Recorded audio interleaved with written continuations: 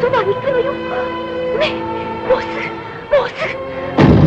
安らぎよう、借りようと帰れかし。本日全国一斉に行われました平和への祈り。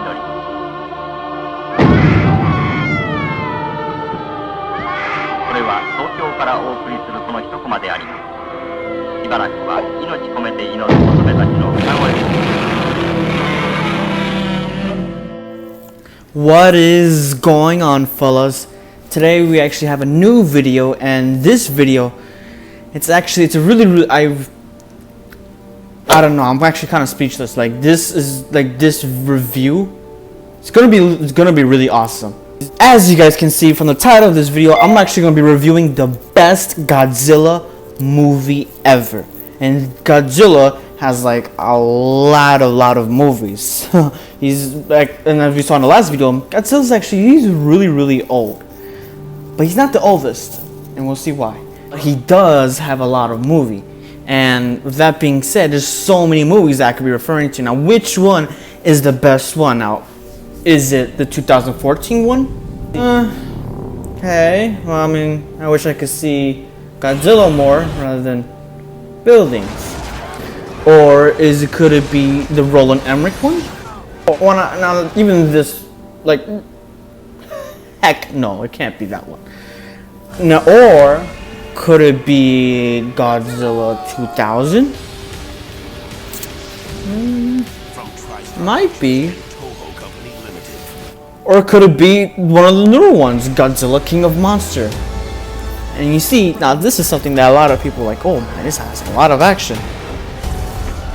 So I'm gonna leave you guys to think. Out of all those, which one is the best Godzilla? Out of all the Godzillas, which one is the best one? Of course, it's the original one. Hey, the first Godzilla, 1954 original Godzilla, is without a doubt the best Godzilla movie ever.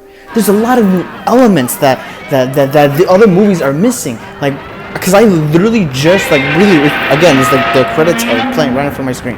I literally just watched this movie, and honestly speaking, this is a really great movie. I love this movie. There's a lot of elements that went into it that you essentially could pick up when you first notice it. You don't need any like forced dialogue or forced exposition from other people. It's more of like you can see by the visual effects of what this entire movie is based on. And it's not just that, because there's also a lot of interesting facts behind Godzilla, like the first 1954 Godzilla. And actually, an interesting fact is that the 1954 Godzilla was actually inspired by another movie, which that movie was inspired by a certain character. Stay tuned for that video. But what makes this movie really great, especially for me, is that there's a lot of not symbolisms, but there's a lot of interpretation of what Godzilla could actually be. And it's something that, in like the way it was shot, like the way it feels really different. And I mean, it would make sense. I mean, me personally, I don't usually like.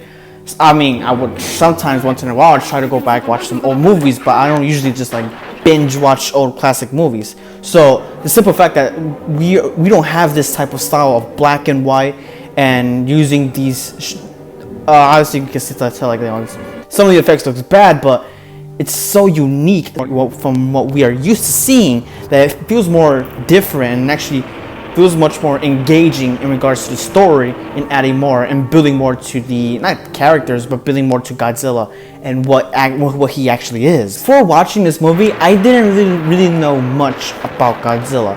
The only thing I've seen is like small clips, and I always thought that the first the 1954 Godzilla, it's just like a big monster just destroying buildings. But no, I mean, just think about it. Just think about the year that this movie came out, 1954 from Japan, where literally less than 10 years earlier there was literally two atomic bombs that were dropped on Hiroshima and Nagasaki, and that was like essentially that was one of the inspiration for creating this movie and the idea of Godzilla himself. Now, the first thing I would like to talk about is the way Godzilla is introduced. Now, this is not like your typical. This is not like Jaws, where it takes you kind of like more than halfway through the movie until you finally see the freaking thing. But instead, it takes you. It actually show it rather quickly than I expected. I expected for them literally like halfway through the movie, and then we just start saying like, we just see its tail, like kind of like the Roland Emmerich, where we just kept on seeing its tails, its foot, rather than seeing the entire. But no, they literally showed the head and everything the first time you see Godzilla. And I'm not going to lie, I actually love the way he looks. Of course, he does look really, you know, as some people say, really silly. But for me, I think he actually looks kind of menacing. It's like there's some of like his eyes are like really like he actually look like an actual dinosaur. With eyes literally just like staring. Like a, I guess you could say he looks like a frog, but like a scary demonic frog, in a sense. And something really interesting to know is that this was the first movie where they didn't really use stop motion for the actual monster of Godzilla. They actually used a person in a suit. That's called, if I'm not mistaken, pseudomation. It'll be in the text right here. Basically, it's when like someone is literally wearing a rubber suit and essentially they're like kind of like the monster. So this was actually the first time they actually used it, and the reason why is because the director he could have gone like the routes that the previous movies, which is to use stop motion, but he didn't want it to because it would take too long and it would be expensive. So they just decided, hey, how about we just put someone in a suit and just put the camera really low to make them seem more menacing. So, and this is why I really do like the Godzilla, especially the way he looks in this one, is because with like the power of the way you position the camera, as well as the black and white, you can make something as silly as this seem more menacing and powerful. One thing I really like to know is that before you even see Godzilla, you hear the footsteps. Like, and also when you hear the footsteps, it doesn't really sound like a footsteps. It's actually from a big monster. It actually does sound like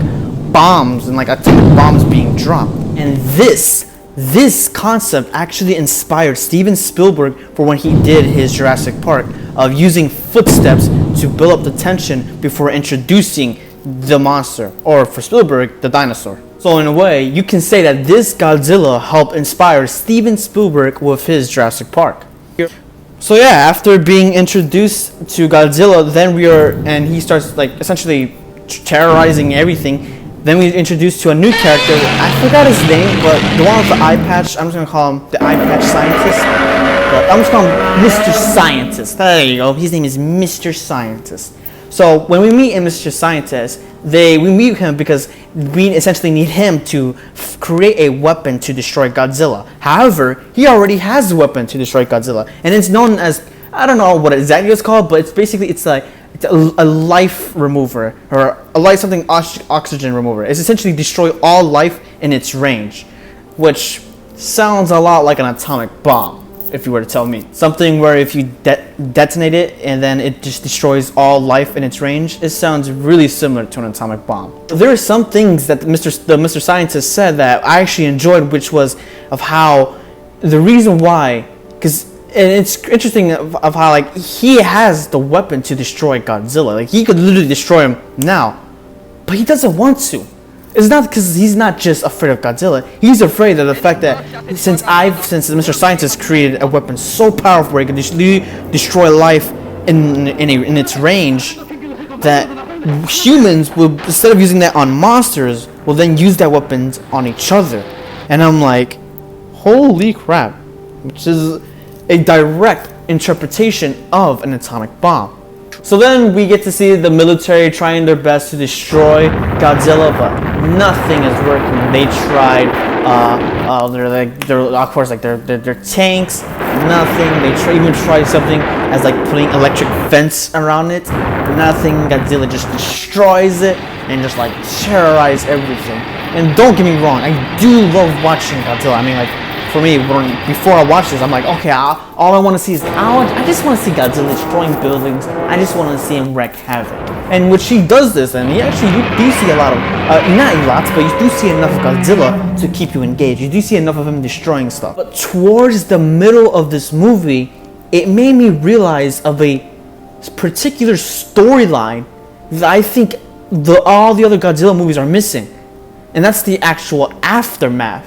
You see, if you were to put a pretty big monster in the middle of a city and destroy buildings, it's not like these other movies where like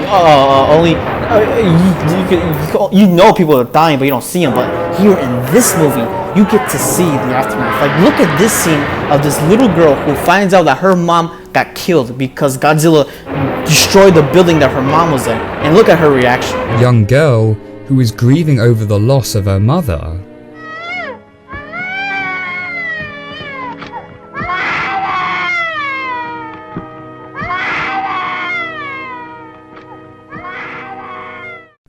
Yeah, that's just one scene out of a handful of scenes. Now, of course, I can't show you all the scenes, only because then this review will get copyrighted, and you guys probably won't be able to even see the review. So there's more of this scene in the movie, and and this is something that I really like. It tells the struggle of not only of mainly the characters, the humans, of what they're going through, the struggles that they are experiencing. A massive monster destroying their homes, destroying their livelihood, and that the aftermath. And I like the fact that they use a little girl is because it shows that the innocence of the victims from the aftermath of Godzilla. Now, normally you're not really supposed to feel like anger and resentment against Godzilla. I actually don't. I don't feel like, oh, Godzilla, why did you do this? I hate you, Godzilla. It's more of like, Godzilla is it's just there. Like it's just there, just trying to walk along, and it just happens to destroy all this stuff. It's not literally just looking for people to kill. Or on the other hand, you could make the argument that maybe that's what Godzilla is trying to do. Maybe Godzilla is trying to look for people to murder and to destroy civilization. Maybe that's the overall objective of Godzilla. And that is why I really like this movie, because it leaves you to interpretation, just for you to interpret on what you think. But you essentially all still leads to the same conclusion. Godzilla is a massive monster. He is the living incarnation of an atomic bomb, which, I mean, an atomic bomb would be its own living incarnation, but I guess you could say it's actual breathing carnation of an atomic bomb, of its destroying civilization and basically not caring about anybody or anything. So after Godzilla wrecking all the city of Tokyo, destroying families, destroying people, literally just creating a genocide, then the Mr. Scientist decided it's time to kill Godzilla. And one thing I asked myself is, why did it take this long for the Mr. Scientist to kill him? Well, as I previously mentioned, it's because the Mr. Scientist, he doesn't want the future people to use the weapon that he created on other people. So he tried his best to destroy any form of evidence on how to create it. He destroyed all of that, and the only thing left is himself. He's the only one that knows how to make it. So I really do like the ending of how Mr. Scientist is in the water. He detonates his weapon where it literally kills all life in its range. Godzilla is just destroyed and turned into bones. And I do like it how the ending, it doesn't end in like a positive note. It ends in like a kind of like a daunting note of how if we are not careful with our nuclear weapons, there could be more Godzillas. So, and that's where the movie ends. And for me, I'm like, wow. It's not really much of like a big kaiju destroying cities. It's more of like a political or a message to people of how, like, if we are not careful with the weapons, then we could literally destroy ourselves. Now, every time Godzilla is on screen, you could tell that it looks really kind of like fake and kind of silly. But if it was in color, it would look really sleek. But I think the black and white adds more to the effect. And since it does feel like a post-apocalyptic world where like literally essentially it feels like you were a part of what happened in Hiroshima and Nagasaki. You do feel like you're a part of it, and like the shots, the camera angles, some of the scenes and the scenarios, like some of the shots, you like, wow, sometimes it feels really it gets to you. And with the addition of the black and white, it makes it feel as if it's this movie, well, it literally did came from that era, so it feels really, really relevant of that era and something that we can learn, and essentially a powerful story that we can learn and watch today. As well as the song. The song was really great. It really, every time you see Godzilla, there's always that wow, powerful music showing that this is literally a powerful monster wrecking civilization. This is without a doubt the best Godzilla movie ever, and I really enjoy it. You guys have to check this movie out. It's really powerful.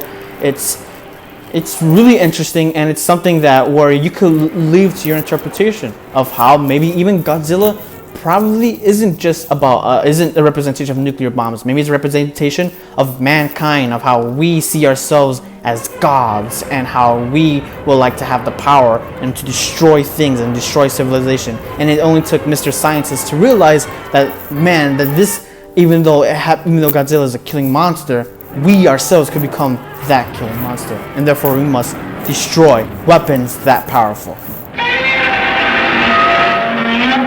So that is pretty much the review, guys. I hope you enjoyed. Let me know down in the comment section below, what did you think Godzilla interprets? Like, what is he the interpretation in regards to you? What does he symbolize for you? As well as don't forget to leave a like and subscribe to the channel if you guys want to see more content. That's pretty much it, and we're out of here.